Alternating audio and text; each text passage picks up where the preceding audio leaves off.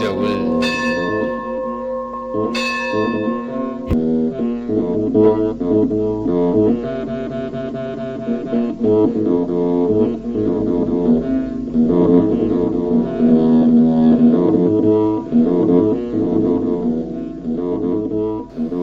ሁሉ የተደረገባት ሁሉ የተሰራባት የመልከጼዴቅ ዘመን ዘመነ አበው ነው። ሕጉም ሕገ ልቡና ነው። ከዚያ በኋላ ደግሞ ዘመኑ ዘመነ ኦሪት፣ ሕጉም ሕገ ኦሪት ነው። የኦሪቱም ሕግ የተፈጸመባት ሀገር ናት። በሕገ ልቡናም በሕገ ኦሪትም አምልኮተ እግዚአብሔር ያልተቋረጠባት ሀገር ናት። ኋላም ደግሞ 5500 ዘመን ሲፈጸም ጌታችን መጥቶ ከዚህ ኢየሩሳሌም ከመቤታችን ከቅድስት ማርያም በሕቱም ድንግልና ተጸንሶ በሕቱም ድንግልና ሲወለድ ያለ ዘር ያለ ሩካቤ ተጸንሶ ሲወለድ የሕገ ወንጌል ሀገር ሆነች።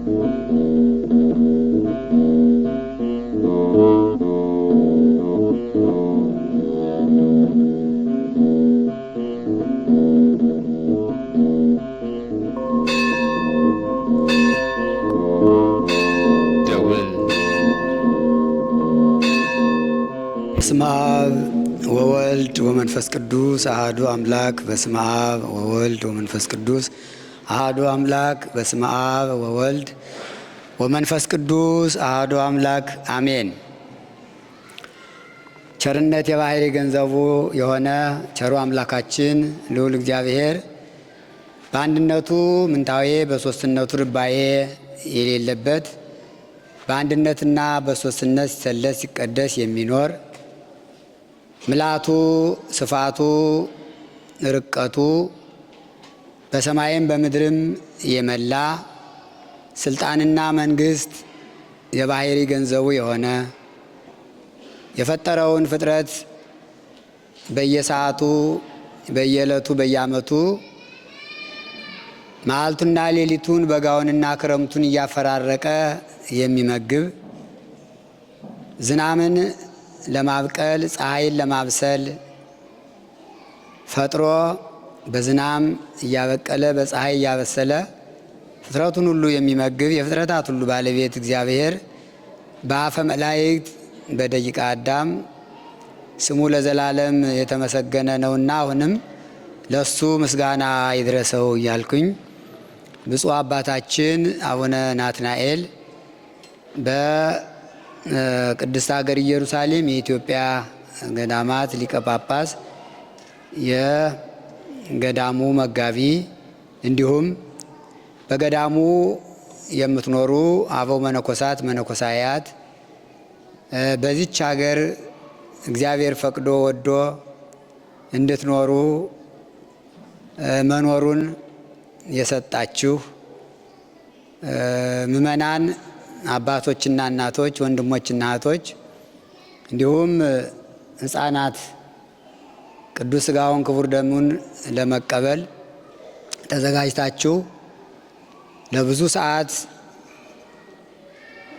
እውነተኛውንና አማናዊውን የክርስቶስን ቅዱስ ሥጋውን ክቡር ደሙን የተቀበላችሁ ለመቀበልም በደጅ ጥናት ያላችሁ ሁላችሁም እንደሚገባችሁ በየስማችሁ በየማዕርጋችሁ በየጾታችሁ አንድ አምላክ በሚሆን በአብ በወልድ በመንፈስ ቅዱስ ስም እንደምን አደራችሁ? እንደምን አረፈዳችሁ? እንደምን ከረማችሁ? እንኳን አደረሰና አደረሳችሁ። አሜን። እናንተን ካላችሁበት ቅድስት ሀገር ኢየሩሳሌም ጠብቆ አቆይቶ እኔንም ደግሞ ካለሁበት አነሳስቶ አምጥቶ እንድንገናኝና እንድንተዋወቅ የፈቀደልን ልዑል እግዚአብሔር አምላካችን አሁንም ስሙ የተመሰገነ ይሁንልን። አሜን። ትሴብሖ ኢየሩሳሌም ለእግዚአብሔር። ኢየሩሳሌም እግዚአብሔርን ታመሰግነዋለች። መዝሙረ ዳዊት መዝሙር 147 ቁጥር 1 ላይ ተጽፎ ይገኛል። ነቢዩ ዳዊት እንደሚታወቀው ለኢየሩሳሌም ስርወ መንግስት የመጀመሪያ ንጉሥ ነው። ሳኦል ከሱ በፊት ቢነግስም ግን ሳኦል ያለ እግዚአብሔር ፈቃድ የነገሰ ስለሆነ የመጀመሪያው ንጉሥ ተብሎ የሚነገርለት ዳዊት ነው። ዳዊት ለዚች ሀገር ለኢየሩሳሌም በብዙ ነገር እግዚአብሔር የመረጠው ልበ አምላክ የተባለ ስለዚች ሀገርና ስለ አምልኮት እግዚአብሔር ቀናኢ የሆነ ስለ አምልኮት እግዚአብሔር ብዙ ስራ የሰራ አባት ነውና ኢየሩሳሌም ለእግዚአብሔር የአምልኮት ሀገር፣ የመስዋዕት ሀገር፣ የምስጋና ሀገር፣ የጸሎት ሀገር፣ የጾም ሀገር እንደሆነች እየመላለሰ ኢየሩሳሌምንና እግዚአብሔርን በመዝሙሩ በጸሎቱ ያነሳል። ለዚህም ነው ትሴብሖ ኢየሩሳሌም ለእግዚአብሔር፣ ኢየሩሳሌም እግዚአብሔርን ታመሰግነዋለች አላት። ኢየሩሳሌም ሰማያዊትና ኢየሩሳሌም እቺ ምድራዊት ኢየሩሳሌም ሁለቱ በአቀማመጥ ይመሳሰላሉ። ኢየሩሳሌም ሰማያዊት ሰባቱ ሰማያት አቀማመጣቸው ሲታይ ከላይ ጽርሐ አርያም፣ ቀጥሎ መንበረ መንግስት፣ ሶስተኛው ሰማይ ውዱድ ሲሆን አራተኛ ኢየሩሳሌም ሰማያዊት ናት። ከታች ወደ ላይ ሲቆጠር ደግሞ ኢዮርና ራማ ኤረር ሶስት ዓለመ መላእክት፣ ከላይ ሶስቱ ሰማያት፣ ከታች ሶስቱ ሰማያት ዓለመ መላእክት። ኢየሩሳሌም ሰማያዊት መካከል አራተኛ ለዓለም ናት እና ማእከለ ሰማይ ትባላለች። እንደዚሁ እቺ ምድራዊት ኢየሩሳሌም ደግሞ ማእከለ ምድር ናት፣ ማእከላዊት ናት። እግዚአብሔር ይችን ሀገር ሲፈጥራት በምስራቅም በምዕራብም በሰሜንም በደቡብም ለፈጠረው ዓለም ምድር ለምድራዊው ዓለም መካከለኛ አድርጎ ፈጥሯታል። መካከል ላይ ነው ያለች፣ የተቀመጠች መካከል ላይ ነው። ኢየሩሳሌም ሰማያዊትና ኢየሩሳሌም ምድራዊት በአቀማመጥ ይመሳሰላሉ። ስለዚህ ነው ኢየሩሳሌም እግዚአብሔርን ታመሰግነዋለች ያለ። በኢየሩሳሌም እግዚአብሔር መመስገንን መመለክን ወዷል፣ አሁንም ይወዳል። ኢየሩሳሌም የሰላም ሀገር፣ ሀገረ ሰላም፣ እግዚአብሔር ሰላሙን የሚገልጽባት ሀገረ ሰላም ብሎ የሰየማት የመጀመሪያውን ንጉሥ፣ የመጀመሪያውን ካህን፣ የመጀመሪያውን ባህታዊ ገዳማዊ ቅዱስ መልከ ጼዴቅን ያስቀመጠባት የሰላም ሀገር ኢየሩሳሌም ናት። ኢየሩሳሌም እሷ የሰላም ሀገር እንደመሆኗ መጠን በእሷ በኢየሩሳሌም ላይ ለመጀመሪያ የተሾመው ንጉሥ መልከጼዴቅ ንጉሠ ሰላም ይባላል። ሀገሪቱ የሰላም ሀገር፣ ንጉሷ ደግሞ የሰላም ንጉሥ። ካህኑም እሱ ነው። መልከጼዴቅ ብሂል ንጉሠ ሰላም ብሂል። መልከጼዴቅ ማለት የሰላም ንጉሥ ማለት ነው። መልከጼዴቅ ብሂል ካህነ ሰላም፣ መልከጼዴቅ ማለት የሰላም ካህን ማለት ነው ይላል። ኦሪት ዘፍጥረት ምዕራፍ 14 ላይ እንደተጻፈው ቅዱስ ጳውሎስ ሲገልጥ ለዕብራውያን በጻፈው መልእክቱ ምዕራፍ 7 ላይ ስለ መልከጼዴቅ በሰፊው ይናገራል። ንጉሥ እንደነበረ፣ የመጀመሪያው ካህን እንደነበረ ይናገራል፣ ይገልጻል። ይህ መልከጼዴቅ በእውነቱ ወደ ኢየሩሳሌም ሲመጣ ከደብረ ቅዱስ በእግዚአብሔር ትእዛዝ በእግዚአብሔር መልአክ መሪነት ነው የመጣ። ወደ ኢየሩሳሌም ሲመጣ ከአዳም ጀምሮ እስከ ኖህ የነበሩት አበው በደብረ ቅዱስ ይኖሩ ነበር። አጽማቸውም በዚያው ነበር የሚኖር የሚጠበቅ። በኖህ ጊዜ ግን እግዚአብሔር ለኖህ አንድ ምስጢር ገለጠለትና ምስጢሩ እቺ ኢየሩሳሌም እንድትታወቅ፣ እቺ ኢየሩሳሌም መስዋዕት እንዲሰዋባት፣ እቺ ቅድስት ሀገር ኢየሩሳሌም እግዚአብሔር እንደሚመለክባት፣ እቺ ቅድስት ሀገር ኢየሩሳሌም የመንግስትም የክህነትም የብሕትውና ሀገር እንደምትሆን እግዚአብሔር ለኖህ ነገረው። ለታላቁ አባት ለኖህ ኖህ በሚሞትበት ጊዜ ልጁ ሴምን ጠራው ይላል። ጠርቶ ምን አለው? ከወንድምህ ከካም ወገን ደግ ልጅ ይወለዳል እኔ ከሞትኩ በኋላ፣ ስሙን መልከጼዴቅ በሉት አለው። ስሙን ያወጣለት ታላቁ አባት ኖህ ነው ለመልከጼዴቅ። ትርጉሙ ምንድን ነው ብሎ ጠየቀው። የሰላም ንጉሥ የሰላም ካህን ማለት ነው። የሚኖርም ደግሞ ኢየሩሳሌም ከምትባለው የሰላም ሀገር የምትባለው ይኖራል። እሱ የሰላም ንጉሥ ነው፣ የሰላም ካህን ነው። የሚኖርባት ሀገርም ኢየሩሳሌም ትባላለች፣ ሀገረ ሰላም ትባላለች። የእኛን የአባቶቻችን አጽም ከአጽመ አዳም ጀምሮ ያለውን አጽም በኢየሩሳሌም በማእከለ ምድር ይጠብቃል። ባላደራ አባት ነው። የወንጌልን ስርዓት ይሰራል። መስዋዕተ ወንጌልን ይሰዋል፣ ይጸልያል። መንግስት ንጉሥ ሆኖ ይፈርዳል። ካህን ሆኖ የክህነት ስራ ይሰራል። ስለዚህ ከወንድምህ የሚወለደውን መልከጼዴቅ የሚባለውን ትልቅ ሰው ከእግዚአብሔር የተገኘውን ወርቅና ብር፣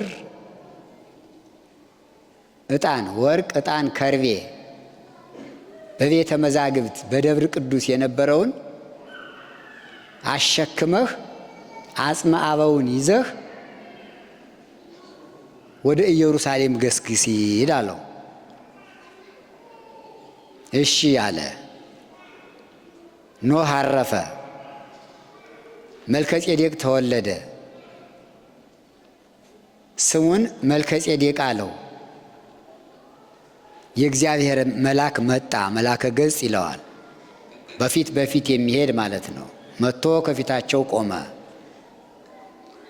ተነሱ እንሂድ አለው። ሴም የተባለው አባት የወንድሙ የካምን ልጅ መልከጼዴቅን ይዞ የእግዚአብሔር መልአክ እየመራቸው የአባቶቻችን አጽምና ወርቁን፣ ዕጣኑን፣ ከርቤውን ይዘው ከደብረ ቅዱስ ወርደው ኢየሩሳሌም ደረሱ። ኢየሩሳሌም እንደደረሱ ማእከለ ምድር ከምድር መካከል ከዓለም መካከል ያለችውን ቦታ የእግዚአብሔር መልአክ አሳየው። ይቺ ምድር ማእከለ ምድር ትባላለች ስሟ። ከዚች ምድር ላይ የአባቶቻችሁን አጽም ታስቀምጣላችሁ፣ ትቀብራላችሁ። እዚች ምድር ላይ ኋላ ከሦስቱ አካል አንዱ አካል እግዚአብሔር ወልድ ተሰቅሎ ዓለሙን ያድናል። ኋላ ከነገደ ይሁዳ የሚወለድ ዳዊት ተነስቶ ትንቢት ተገልጦለት እግዚአብሔር እሰ ንጉሥ ውእቱም ቅድመ ዓለም ወገብረ መድኃኒተ በማእከለ ምድር፣ እግዚአብሔር ቅድመ ዓለም ሳይፈጠር ንጉሥ ነው። ወገብረ መድኃኒተ በማእከለ ምድር፣ በማእከለ ምድር በምድር መካከል በኢየሩሳሌም ተሰቅሎ መድኃኒትን ያደርጋል፣ ዓለምን ያድናል ብሎ ይናገራል። ትንቢት ይነገራል። መስዋዕቱ የወንጌሉ መስዋዕት የክርስቶስ መስዋዕትነት በመልከ ጼዴቅ ተጀምሮ እስከዚያ ድረስ ይቆያል። አንተ ከዚህ ትቀመጣለህ፣ ባላደራ ነህ የዚች ማእከለ ምድር ብሎ ቀራንዮ ላይ ማእከለ ምድር ሴም መልከ ጼዴቅን አስቀመጠው፣ ስሙንም ነገረው። መልከ ጼዴቅ ስምህ ንጉሠ ሳሌም የሳሌም ንጉሥ ማለት ነው። ንጉሠ ሳሌም ብሂል ንጉሠ ሰላም ብሂል።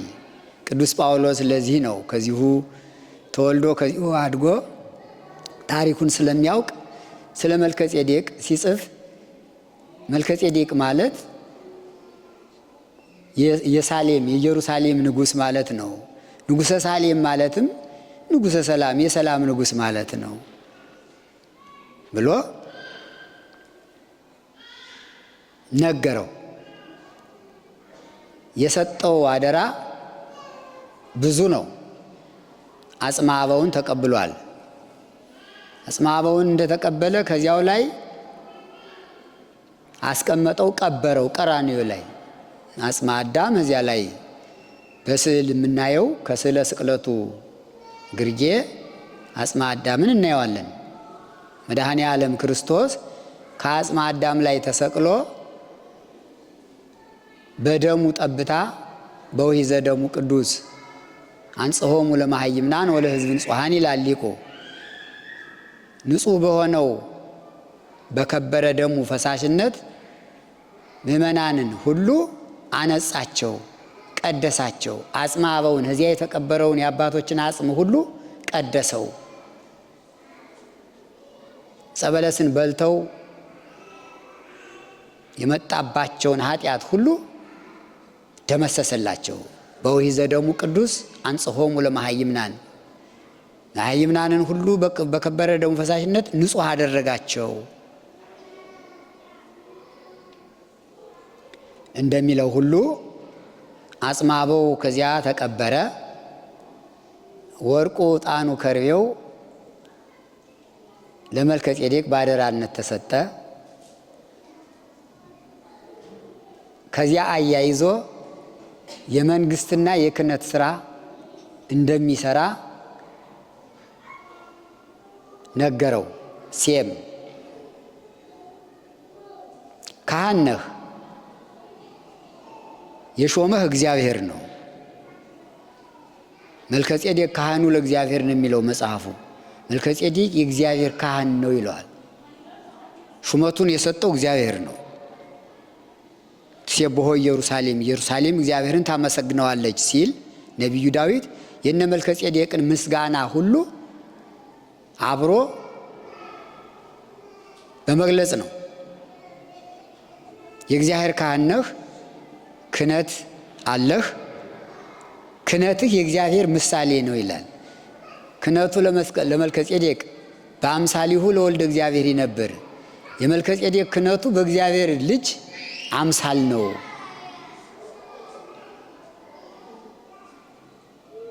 ክህነቱ ለየት ያለ ነው። ክርስቶስ ሊቀ ካህናት ነው። ሊቀ ካህናት ይባላል። ግን ለሊቀ ካህናትነቱ ምሳሌው መልከጼዴቅ ነው። የክርስቶስ የሊቀ ካህናትነቱ ምሳሌ መልከጼዴቅ ነው። መልከጼዴቅ በክህነት አገልግሎት ሲያገለግል ህብስተ አኮቴት ጽዋዐ በረከት በስንዴና በወይን መስዋዕት እየሰዋ እግዚአብሔርን ያመሰግን ነበር። በሰርክና በነግ ጸሎት ያደርስ ነበር። የክህነቱን ስራ እየሰራ የመንግስት ስራ ደግሞ ይሰራ ነበር። ይፈርድ ነበር፣ ያስታርቅ ነበር። አስታራቂ ነው። ህዝቡን በጊዜው የነበሩትን ሰዎች ይመራ ነበር፣ ያስተዳድር ነበር። ሁለተኛው የመልከጼዴቅ በኢየሩሳሌም በማእከለ ምድር ይሰጠው የነበረው አገልግሎት የብሕትውና አገልግሎት ነው። ይህንም ሴም ሲነግረው ምንድነው ያለው? የላመ የጣመ እንዳትበላ፣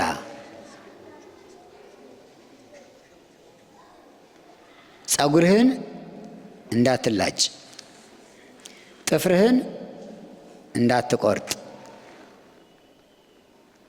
ልብስህ ዳባ ይሁን፣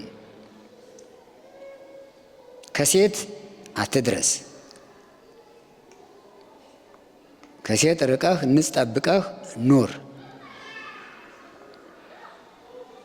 ብሎ ስርዓተ ብሕትውናን፣ ስርዓተ መንግስትን፣ ስርዓተ ክህነትን ያስተማረው ማእከለ ምድር ኢየሩሳሌም ላይ ነው።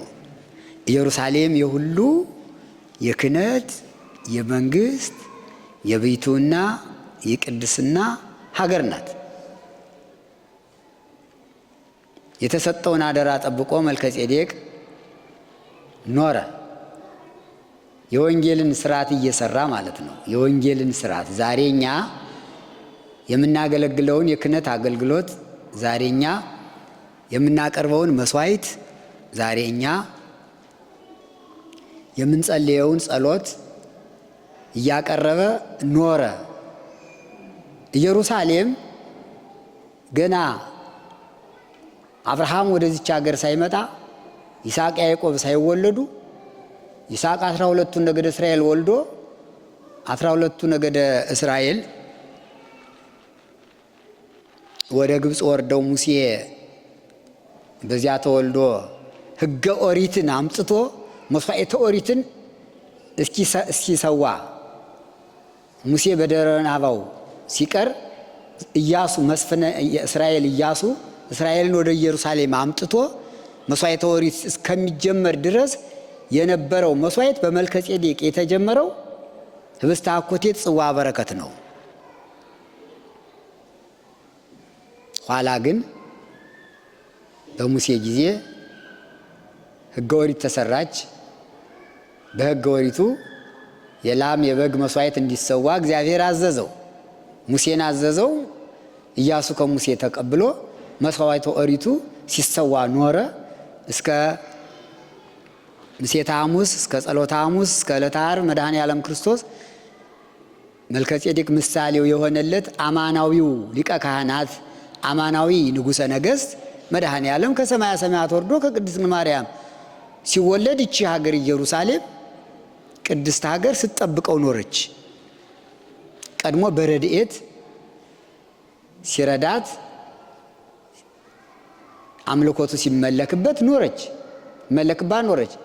ኋላ ግን ራሱ መጣ፣ በከዊን መጣ፣ በአካል መጥቶ ወደዚህ ዓለም ሰው ሆነ።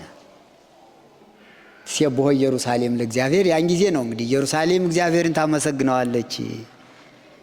ሲመጣ እያመሰገነች ተቀበለችው ይላል ማቴዎስ ወንጌል ምዕራፍ 21 ላይ ስለ ሆሳዕና ሲናገር ይህ ማን ነው ብላ ሀገሪቱ ኢየሩሳሌም እልል እያለች ተቀበለችው ይላል። አመሰገነችው ይላል። እንግዲህ እቺ ሀገር የሰላም ሀገር፣ የክህነት ሀገር፣ የመንግስት ሀገር ስለሆነች ሁሉ የተደረገባት ሁሉ የተሰራባት የመልከጼዴቅ ዘመን ዘመነ አበው ነው። ሕጉም ሕገ ልቡና ነው። ከዚያ በኋላ ደግሞ ዘመኑ ዘመነ ኦሪት፣ ሕጉም ሕገ ኦሪት ነው።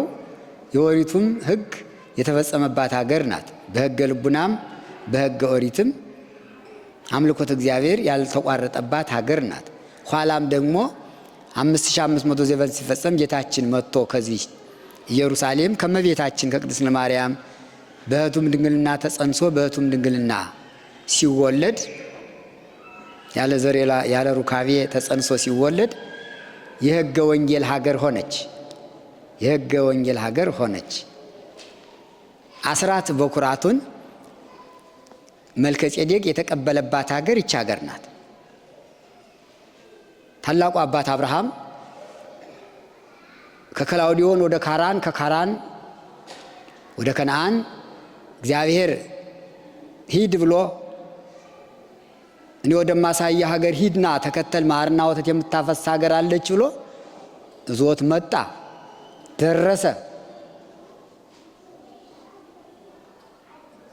ከሎጥ ጋር አብሮ ነበረ። ሎጥ ተማርኮ ሲሄድ አብርሃም ሎጥን ለማስመለስ ሄደ። ጠላቶቹን ድል አድርጎ ሎጥን ካስመለሰ በኋላ ደስ አለው። አንድ ነገር ተናገረ ይላል። ትልቅ ነገር ተናገረ። አንዳንድ ጊዜ አባቶች መንፈስ ቅዱስ ሲያድርባቸው ይመሰጣሉ። ተመስጦ የሚባል አነጋገር አለ። አብርሃም ተመሰጠና በመዋዕሌኑ ትፌኑ ቃለከ ወሚመታሬኒሁ ኪያሳቶ ኪያለተ እግዚአብሔር አምላክ ሆይ ከዚያች ቀን ታደርሰኛለህ? ከዕለተ ዓርብ ከምትሰቀልበት ቀን እደርሳለሁ ታሳየኛለህ ወይስ ምሳሌዋን ነው የምታሳየኝ ብሎ ሲጠይቀው መልከጼዴቅን ጠቀሰ። እግዚአብሔር ምን አለ? ሁር እድወ ለዮርዳኖስ ወበህየ ትረክቦ ለመልከጼዴቅ ወውቱ ያርየከ አምሳሌሃ አለው። ዮርዳኖስን ተሻግረህ ሂድ፣ ማእከለ ምድር ኢየሩሳሌም ስትደርስ መልከጼዴቅን ታገኘዋለህ። ወውቱ ያርየከ አምሳሌሃ የዚያችን የወንጌልን ምሳሌ የመስዋዕቱን ምሳሌ የኔን የሊቀ ካህናትነት ምሳሌ መልከጼዴቅ ያሳያል አለው ለአብርሃም። ታላቁ አባት አብርሃም እሺ ብሎ ዮርዳኖስን ተሻግሮ ወደዚህ መጣ። ሲመጣ ቀራንዮ ሲደርስ ማንን አገኘ? መልከጼዴቅን አገኘ። መልከጼዴቅ ስታውቁት የጽዋ በረከት ይዞ ተቀበለው፣ አቀበለው፣ ህብስቱን ሰጠው፣ ጽዋውንም ሰጠው። ያ ምሳሌ ነው። ዛሬኛ የምንቀበለው ቅዱስ ሥጋው ክቡር ደሙ አባታችን አብርሃም በምሳሌነት ተቀብሎታል። በምሳሌነት ነው። የዛሬው አማናዊ ነው። በዚህ ጊዜ ነበር አብርሃም ለመልከጼዴቅ አስራት ሰጠው ይላል። ሁሉ የተጀመረባት ይቺ ሀገር ናት። አስራት በኩራት ከያለው ከገንዘቡ ቆጥሮ ከ11 ለመልከጼዴቅ አባቴ አንተ ካህን ነህ፣ ለአንተ ለካህኑ ከ11 አስራት ይገባሃል ብሎ ጀመረ ይላል። ሰጠው። ባረኮ መልከጼዴቅ ለአብርሃም፣ መልከጼዴቅ አብርሃምን ባረከው። በዚህ ይታወቅ ከመዘያብዮ ይባርኮ ለዘይንእሶ ታላቁ ታናሹን እንዲባርከው በዚህ ይታወቃል። ሊቀ ጳጳሱ ካህናቱን ዲያቆናቱን በክህነት እንደሚያከብራቸው በዚህ ይታወቃል። መነኮሳቱ ቀሳውስቱ ሕዝቡን እንደሚባርኳቸው በዚህ ይታወቃል። ካህኑ ምእመኑን እንደሚባርከው በዚህ ይታወቃል ይላል ኦሪት ዘፍጥረት ምዕራፍ 14 ላይ። አስራት በኩራቱ መዝኔ የተጀመረ ምእመናን አስራት በኩራታችሁን እያመጣችሁ ሲሰጡ እናንተ አስራት በኩራት ከተጀመረበት ቦታ ላይ ስለሆነ እድለኞች ናቸው። ይህን ቤተ ክርስቲያን ጥሩ አድሳችሁታል። የዛሬ ስንት ዓመት መጥቼ ነበር፣ እንደዚህ አልነበረም። በእናንተ አስራት በኩራት ነው የታደሰ አይደል? ተባረኩ። የአብርሃምን በረከት ያሳድርባችሁ፣ የሳራን በረከት ያሳድርባችሁ እናቶች። አዎ እንዲህ ነው መስራት። ውስጡም ውጩም ታድሶ በማየቴ እጅግ ደስ ብሎኛል። እንኳን ደስ ያላችሁ። እናንተ እድለኞች ናችሁ። ሁሉ ከተፈጸመበት ቦታ ነው ያላችሁ። አብርሃም ይህን በረከት ተቀብሎ ተመለሰ። ካህኑም ዝም አላለም። መልከጼዴቅ ለአብርሃም የሰጠው ስጦታ አለ። ወርቅ፣ ከርቤ፣ ዕጣን ከመልከጼዴቅ እጅ ነው የነበረ። ለአብርሃም ሰጠው። ታማኝ አባት ያስፈልጋል። አብርሃም ምእመን ነው አይደል? ግን ከካህኑ ትልቅ አደራ ተቀበለ። ካህንም እኮ ለምእመን አደራ ይሰጣል። ታማኝ ምእመን ሲገኝ፣ የታመኑ እናቶች እንደ ሳራ ያሉ እናቶች ሲገኙ፣ እንደ አብርሃም ያሉ አባቶች ሲገኙ፣ ካህናትም ዕቃ አደራ ያስቀምጣሉ። ሰጠው፣ ተቀበለ። አብርሃም ለይስሐቅ፣ ይስሐቅ ለያዕቆብ፣ ያዕቆብ ለይሁዳ እንዲህ እያለ ያ ወርቅ ብር እስከ ዳዊት እስከ ሰሎሞን እስከ ሮብዓም ደርሶ በሮብዓም መንግስት ሲከፈል ወደ ሰማርያ ሄደ። እዚያ ተማርኮ ደግሞ ወደ ፋርስ ባቢሎን ሄደ። ጌታችን ሲወለድ ሰብአ ሰገል ያን ወርቅ ዕጣንና ከርቤ አመጥተው ለታላቁ ንጉሥ አምፁ ወርቀ ህየንተ መንግስቱ፣ ስለ ንጉስነቱ ስለ መንግስቱ ወርቁን ገበሩለት። አምፁ ዕጣነ በይንተ ክህነቱ ይላል ቅዱስ ያሬድ። መድኃኔ ዓለም ሊቀ ካህናት ስለሆነ ዕጣን ገበሩለት ሰብአ ሰገል። ወከርቤ ዘይትወሀብ ለሞቱ ማህየዊ በእንቲአነ፣ ማህየዊ መድኃኔ ዓለም ክርስቶስ ስለኛ የተቀበለው የሞቱ ምሳሌ መራራውን ከርቤውንም ሰጡት ይላልና በመልከጼዴቅ እጅ የቆየው ወርቅና ዕጣን ከርቤ ከአብርሃም ተላልፎ ሰብአ ሰገል ሲወለድ በቤተልሔም አምጥተው ገበሩለት። ትሴብሖ ኢየሩሳሌም ለእግዚአብሔር፣ ኢየሩሳሌም እግዚአብሔርን ታመሰግነዋለች የተባለ ለዚህ ነው። ሁሉም ከእሷ ነው የተገኘ። በሁሉም ታመሰግነዋለች፣ በሁሉም ትገዛለች። የመጨረሻው የዓለም ቤዛ የዓለም መድኃኒት መድኃኔ ዓለም ክርስቶስ በዚች ሀገር በቤተልሔም ተወለደ፣ በናዝሬት አደገ፣ በዮርዳኖስ ተጠመቀ። ተጠምቆ ዕለቱን አልዋለም አላደረም፣ ገዳመ ቆሮንቶስ ሄደ። ኢየሩሳሌም ታመሰግነዋለች ስንል በኢየሩሳሌም ያደረገውን ሁሉ ማሰብ ነው። ዛሬ ጾመ ቅድስት ዋዜማ ነው። ገዳመ ቆሮንቶስ የሄደበት ተጠምቆ አልዋለም አላደረም፣ ዕለቱን ወደ ገዳመ ቆሮንቶስ ሄደ። 40ውን ቀን 40 ሌሊት 40 መዓልት ከዘረጋ ሳያጥፍ ከቆመ ሳያርፍ ጾመ። ሰይጣን በሶስት ነገር ተፈታተነው፣ በስስት በትዕቢት በፍቅረ ነዋይ። በስስት ቢፈትነው በትዕግስት ድል ነሳው፣ በትዕቢት ቢፈትነው በትሕትና ድል ነሳው፣ በፍቅረ ነዋይ ቢፈትነው በጸልያ ነዋይ ገንዘብ በመጥላት ድል ነሳው። ሰይጣንን ድል ነስቶ በ40ው ቀን ሲፈጸም ወደ ኢየሩሳሌም ተመለሰ። ሐዋርያትን ጠራ። በሶስተኛው ቀን በሶስተኛው ቀን ከሰርግ ቤት ተገኘው። አመሳልስ ለከብካብ ከሆነ በቃና ዘገሊላ ዮሐንስ ወንጌል ምዕራፍ 2 ላይ ያለው በሶስተኛው ቀን ከገዳመ ቆሮንቶስ በተመለሰ በሶስተኛው ቀን በሰርግ ቤት ተገኘ። የመጀመሪያውን ታምር ከዚህ አደረገ። ሐዋርያት ጌትነቱን ታምራቱን አይተው አመኑበት። ከዚያ በኋላ 3 ዓመት ከ3 ወር ቅዱስ ወንጌሉን አስተምሮ ታምራቱን አድርጎ የተነገረው ትንቢት የተቆጠረው ሱባኤ የተመሰለው ምሳሌ ሲፈጸም የዓለም መድኃኒት የዓለም መዳን የዓለም ድነት ቀኑ ሲደርስ በ33 ዓመት ከ3 ወር መጋቢት 27 ቀን በዚያች በማእከለ ምድር ተሰቀለ።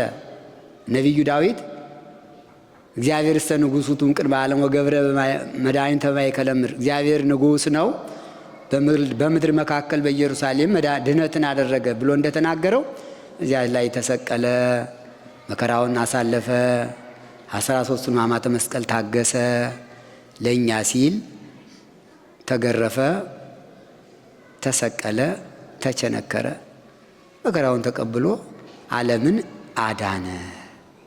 አዳነ። ስለዚህ ይህች ሀገር ከሀ እስከ ፈ ድረስ ሁሉ የተፈጸመባት ሀገር ናትና፣ ስለዚህ ትሴብሖ ኢየሩሳሌም ለእግዚአብሔር፣ ኢየሩሳሌም እግዚአብሔርን ታመሰግነዋለች ሲባል ከሕገ ልቡና ከዘመነ አበው ጀምሮ እስከ ዓለም ፍጻሜ ድረስ ሁሉ ያለባት የማይቋረጥባት ሀገር ስለሆነች ነውና እንግዲህ በዚች ሀገር የምትኖሩ ብፁዕ አባታችን አቡነ ናትናኤልና በየገዳማቱ ያላችሁት አበው መነኮሳት እንዲሁ በዚች ሀገር የምትኖሩ ምእመናን ሁሉ ይህንን እድል አግኝታችኋል። እድለኞች ናችሁ። እንኳን ደስ ያላችሁ፣ እንኳን ደስ ያላችሁ፣ እንኳን ደስ ያላችሁ። ደግሞ ዛሬ መታችሁ ማስቀደሳችሁ ጥሩ ነው። ስጋው ደግሞ መቀበላችሁ ጥሩ ነው። እኔም በጣም አመሰግናችኋለሁ። እግዚአብሔር ከሁላችን ጋር ይሁን። መዋዕለ ጾሙን በሰላም ያስፈጽመን። ኢየሩሳሌም እግዚአብሔርን ታመሰግነዋለች። የኔ ጀመርኩኝ። ስላዳመጣችሁኝ አመሰግናለሁ። ሌላ ጊዜ እንማማራለን። ዛሬ በዚህ ይበቃኛል። ደህና ሁኑልኝ። ጤኔታ ሊቀ ሊቃውንት ዕዝራ ሐዲስ ቃለ ሕይወት ያሰማልን። እኛም ደግሞ በሰማነው ቃል 30፣ 60፣ 100 የአማረ ፍሬ እንድናፈራ የአምላካችን መልካም ፈቃዱ ይሆንልን። በድጋሜ ቃለ ሕይወት ያሰማልን። ወደ መልካ እየወሳደሉና ቶሎ እንጨርስ።